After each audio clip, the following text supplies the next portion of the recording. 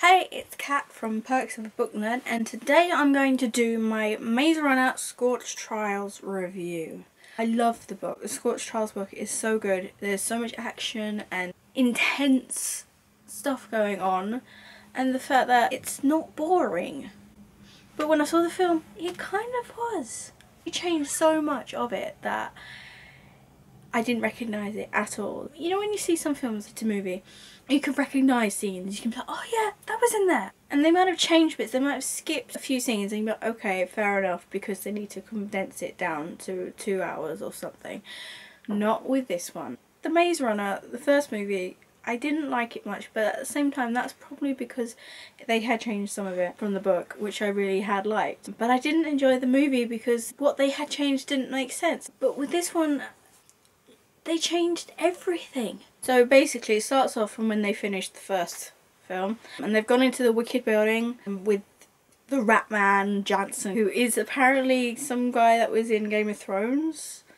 And then they go through this testing and Jansen's like, you're going to stay here a while. You get introduced to Eris, who I vaguely remember in the book. And then he takes Thomas down these like weird tunnels to spy on the scientist. He sees Teresa being taken off somewhere and I'm like, okay, so yeah, this is where Teresa gets split up, mind washed and all that. He's not going to see her again. Oh no. Go through this room where there's bowls of things.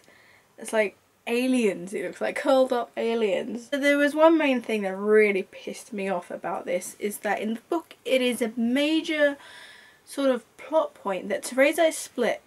She gets taken away, she's in with another group of people who is supposed to sort of compete with Thomas's group. And she gets brainwashed sort of to hate Thomas. But every time I saw Teresa in the film, I was like, you're not supposed to be there. It's like, what the hell is she doing there? Did the writer not even read the book? In the book, they get told by Jansen, who they call Ratman, they have the cure for the virus that causes them to be cranks. Your next test is the Scorched Trials. You go across the Scorch, and you're supposed to make it to the safe haven. I can understand cutting the desert part, I can understand that. But then they don't even bother with that, they just escape. And they're suddenly like, okay, so what are we going to do now? At some point I just gave up. At some point I gave up hope that this was going to be anything relatable to the book. There's so many scenes in it where it seems like story fillers, like they don't really know what to do, so they're just going to give them an obstacle. Because every obstacle that they had, they managed to survive it. But it didn't really contribute anything to the story, if that makes sense. What got me was that it just seemed to me like a waste. I wanted to like the film. I was excited to see it. I'd seen the trailers, it looked like fun, it looked really action-packed, and then you see the film and actually what they've shown in the trailer is basically like every good thing that happened in the film. It's this huge area that nothing really happens. Well, there was only about 5% of it that I recognised from the book. Acting-wise, it was fine. I had no issues with the acting. Dylan was, well, not perfect, but he was mine. Everyone else was great. I thought the special effects were brilliant. It was the lightning scene was a bit short. I was expecting it to be a bit more dramatic than that. I think if I hadn't read the book I might have enjoyed it more, but at the same time I have read the book, so it's a bit pointless. It was nice to see Kat McNamara, the one playing Clarion in the Mortal Instruments TV show.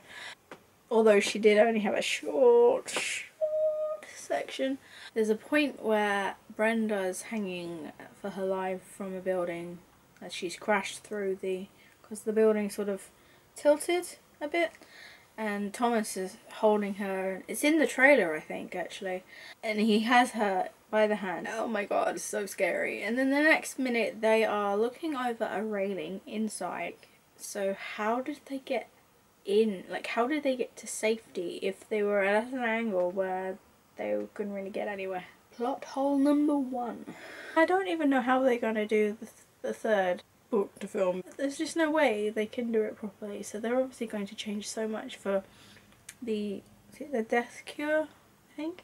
Brenda's character, she she wasn't crazy. She was supposed to be a little bit wacky, you know, nuts. And then you got Alan Tudyk appearing as Marcus. I don't even remember him, but he was kind of like amusing to watch because he had all this eyeliner. The one thing I do remember is the drug den place, you know, where they go and they have all the drinks and stuff. That was the only thing that really reminded me. The Cranks reminded me.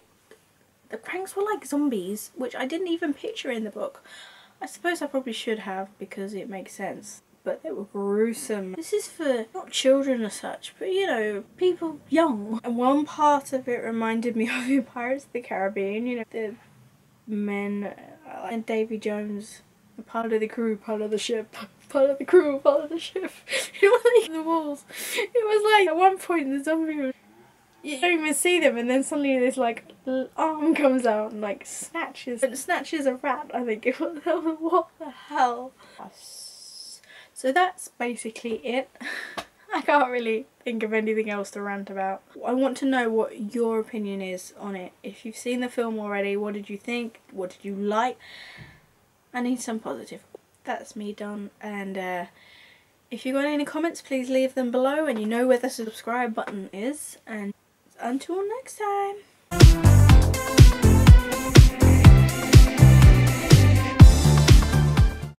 Adapted to movie.